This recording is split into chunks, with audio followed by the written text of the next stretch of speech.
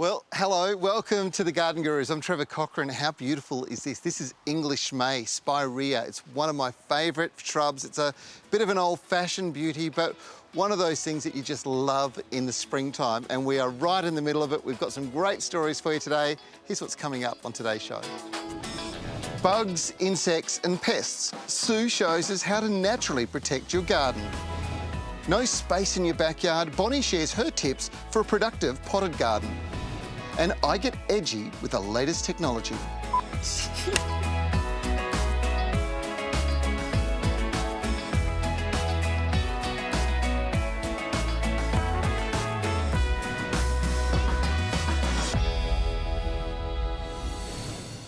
Don't you love this time of the year? It's the season of inspiration. Wherever we look, there is something in flower. And our gardens tend to be the same. It's because we go to the garden centre through spring, grab a trolley full of plants that are in full flower and forget about the rest of the year. Now, my big spring tip is to visit the garden centre autumn, winter, spring and summer. That way you can collect a whole range of different flowering plants and ensure your garden looks fantastic all year round. The same tip applies when we're creating potted inspiration. Choose plants that flower at different times of the year or have overlapping flowering times.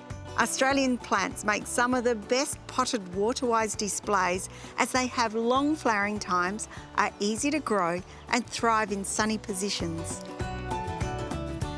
Choose a pot or a container or upcycle something that's got at least a 40 to 45 centimetre diameter. That way there's enough soil around the plant's roots to keep them nice and cool in summer and make them grow beautifully. So something like this, well, it's too small. Let's forget that and choose a pot like this. Always add native potting mix. Now this has all the nutrients to keep Australian plants looking fantastic. It's also got a low pH environment. It's got added calcium and iron, so the plants stay really strong, green and healthy all year round. It's also suitable for phosphorus-sensitive plants, and those include Banksias, Grevilleas and even Proteas. Put them in here and they'll look fantastic all year round. When we're looking for varieties to select for containers of inspiration, start by choosing something that's going to create depth. A cascading plant is perfect and adds extra interest. The Dampiera trigona with its rich purple blooms is a stunning addition to any pot. Not only does it cascade down, but it weaves itself around the other plants. No planter is complete without a kangaroo paw. They are fantastic. They're short, compact, bushy and flower most of the year round. And what's great is this mix contains slow-release fertiliser for natives, so it takes the guesswork out of how much to feed this pot. Eremophila wildberry is another great water-wise native.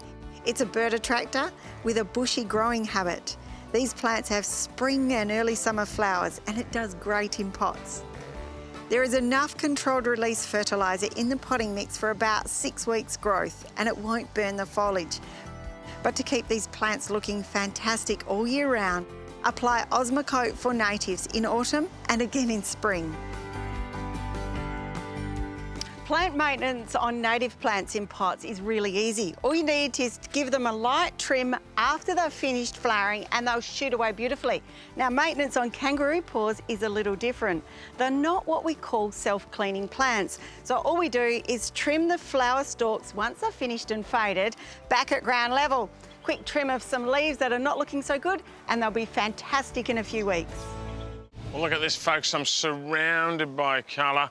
And what about these fabulous yellow clivias? A bit more rare than your normal orange colour, and at one point they used to be really expensive, but now they tend to be a little bit more available. They're a fabulous plant, great en masse like this, in borders. They're pretty tough. Just avoid the direct hot sun. They don't like that. They're good in the shade and under the tall trees where they get dappled light. To have the best lawn in the street, you really do need to maintain a very regimented mowing routine. But it's not just about mowing. If you want to have a great lawn, you need to have beautiful manicured edges.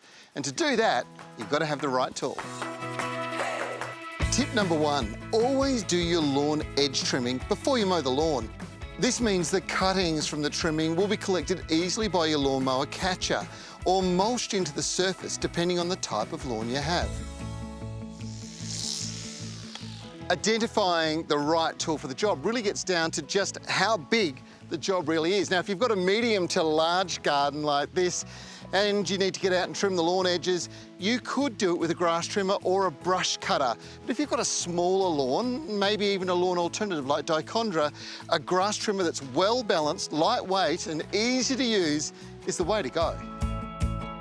For larger blocks, a more powerful brush cutter is ideal. This will allow you to cover more ground quickly and tackle heavier growth, such as soursop and the more rampant perennial grasses.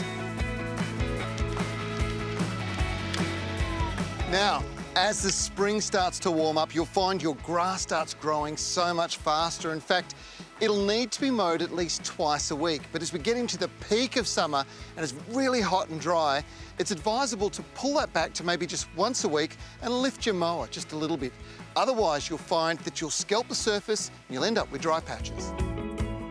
If you have warm season grass varieties, you want a neat, tidy look. Mowing 8 to 10 times a year should be enough to keep the lawn healthy. But for the manicured effect, perfect lawn, you can expect to be doing the lawn mowing and edge trimming around 60 times a year. That's twice a week during the spring and summer growing period and once a week during other times. The right technique and balance are important to making the edge trimming process effortless. Make sure you adjust your grass trimmer to suit your height. You should be able to stand up straight whilst trimming with your tool to prevent back pain. Now, the cutting tool should be just touching the ground when you stand upright. When trimming at the edge of the lawn, hold the grass trimmer at the right height over the ground. Make smooth, sweeping motions with it. Don't let the mowing head touch the ground, as it'll cause it to wear very quickly. Now, make sure you get yourself genuine still line. You can only get this line from your still dealer. And here's a little tip. If you've had the line in the shed for a little bit too long, and maybe it's a bit on the dry side, just throw it in a bucket of water and leave it overnight. Now, because it's porous, it'll return the line to its full strength. So when you put it on, it'll do the job all day. Bet you didn't know that one. Having a potted edible garden can be just as productive as having a veggie patch. It's all about planning, position, the soil and fertilising. And some of the biggest benefits to having your produce growing in a pot is that you can move it around, or something that you may not have been able to grow in your garden due to your soil, you can now do that. And one of my favourite ways to pot veggies into a pot is with combinations. One of the biggest mistakes made when growing edibles in containers is selecting a pot that is too small. It's always better to go for a pot that is a few sizes bigger than what you originally thought. One of my first combinations is this lot here, and we've got this tomato called Lollipop, which will form long trusses of cherry-sized fruit, which are incredibly sweet. And as this grows, I'll remove any sort of busy growth from the base of the plant. That way it won't overcrowd anything else in the container. Joining our tomato are some of my favourite greens, such as these butter-type lettuces, which are a great companion plant for our tomato. And lastly, some Italian parsley, or if you prefer the curly form, you can do that instead. The next combination I'm calling a little bit of a superfood boost, as it has kale, which is high in vitamins, calcium, potassium and manganese, so all the good stuff. I also have some silver beet and spinach, which are both high in iron.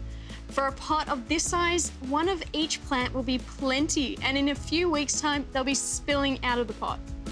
Almost all produce plants thrive in all-day sun, and I will let you in on a little secret. The more sun they have, the better the fruit will taste. So don't be afraid to place them in a hot spot, but don't forget to water them. Now that they're all potted, it comes down to the fertiliser, and you can use something like this, which is a liquid feed, and you can do that every 2 to 3 weeks, or you've got a granule, which you can do every 3 months. And veggies are really hungry plants, so the more that you do them, the better off they'll be thriving, and you'll be picking heaps of produce from your garden. Now, when it comes to road verges, a lot of people think the only option is possibly putting down lawn, maybe a native garden, but look, why not take advantage of winter rains and put down everlastings like this? This is my front verge. It looks sensational. During the summer, I let the soil rest. Regardless of your gardening skill, I find insects definitely don't discriminate. I find gardening, particularly at this time of the year, a mixture of knowledge, skill and frustration. The insects move in overnight, so I always recommend taking some time to wander around the garden, notice things, something strange wasn't there before, check it out. This is particularly important in the veggie garden. Large green leaves are a favourite for many insects, and strong, healthy plants will usually be able to fend off an attack from many critters. If you have no idea what's eating the plants in the veggie garden, a few simple solutions can help. Placing the halves of juiced lemons upside down on the soil and leaving overnight will reveal in the morning what bugs and insects are around. Often tattered leaves on young seedlings are the work of slaters feeding overnight. A slater's role in the garden is to break down dead and decaying matter. The problem is when seedlings are very small and have only just been planted, they are much tastier than the organic matter in the mulch around them. But the best thing, once they get a little bit bigger, they're not affected by the damage. If you don't know what's causing the damage, one of the easiest ways of identification is to take a piece of blank paper and flick the foliage or plant onto the paper. If it's small insects such as thrips or aphids, it will make it very easy to see. On any edible crops, it's important to control soft-bodied insects with something that's safe, particularly when you go to harvest the produce continually. Now, you may be familiar with Pyrethrum daisy. This plant is ideal with herbs and veggies and repels insects in the ground. Well, EarthCare Natural Pyrethrum Insect Spray does that job for you, just in a ready-to-use pack. It controls flies, thrips, aphids, earwigs, caterpillars, and even cabbage moths. Being 100% natural, it's environmentally friendly, has low toxicity and a withholding period of only 1 day, which means what I spray today can be eaten tomorrow. It also can be used on many different crops and plants. Look out for holes in the middle of leaves. If you have many small moths hanging around that fly away so quickly that it's hard to focus on them, I can almost guarantee these holes are the work of an incredibly destructive pest. It's called a diamondback moth because when it lands and the wings are together, the little markings form the shape of a diamond. Now, the larvae is small, bright green, and always on the underside of the leaves. Now, a few squirts of EarthCare Pyrethrum Natural Insect Spray, well, that's going to keep them at bay. Aphids are sap-siphoning insects that are so easy to see and often congregate in clumps. Get to them quickly or they'll take over the whole garden. This is the key to insect control the safe way. It's ready to use, no mixing required, and no waste. Definitely a go-to solution for the visitors that you don't want in your garden. There are so many spectacular plants in southern Africa, a lot of which are well suited to growing here in Australia, and the aloes are a perfect example. I'm sure you're all familiar with aloe vera for all its medicinal qualities, and then there are lots of fabulous ornamental species and cultivars, including these here. But what about this bad boy at the back here, the quiver tree? If you're looking for a statement at the front of the garden, folks, you'd be hard pushed to beat that one. Very tough, excellent drought tolerance, the aloes. First up, Evelyn from Bendigo wrote in. Now, she's got some big, hairy caterpillars that are eating all of her plants at the moment. And that's what they do this time of the year. You see, they're in a mad rush to basically turn into the butterflies a little bit later in spring that will be flying all over your garden. So you have to work out, do I really want to kill them? The solution could be to manually collect them and move them to places that you're okay with them munching on plants in. That's a simple solution, but if they're uncontrollable and you have to spray, try one of the biological controls. There's a few.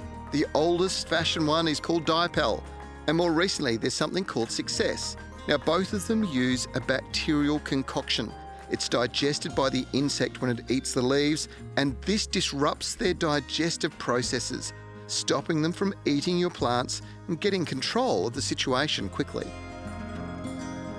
Now, Kat from Elizabeth wrote in about her lawn. You see, during the winter, it's got quite patchy. In fact, there's a lot of weeds everywhere, and she wants to know how to get rid of them, and you're quite correct, Kat, you have to do it now. Now, broadleaf weeds can be taken out with a weed and feed. Some of those more difficult weeds, bindi and also wintergrass, need selective weed sprays, but it's probably too late to really do anything about them now.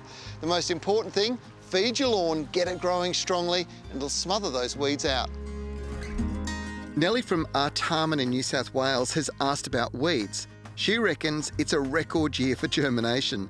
And in many states, the extra wet winter has supported weed germination and survival, which means more weeds. And in garden beds, there's something you can do now that's so much better than spraying or even the back-breaking hand weeding. You can cultivate. I know it looks hard, but honestly, it's not. You need to get your hands on one of these things, a cultivator. Get out 15 minutes every day, move to different patches of the garden and turn those weeds into the topsoil. They make great green mulch, but most importantly, this is the latest trend in fitness. Forget Zumba, forget spin classes, get out and get cultivating. And Jerry from Mount Macedon is concerned about her horseradish as they're flowering.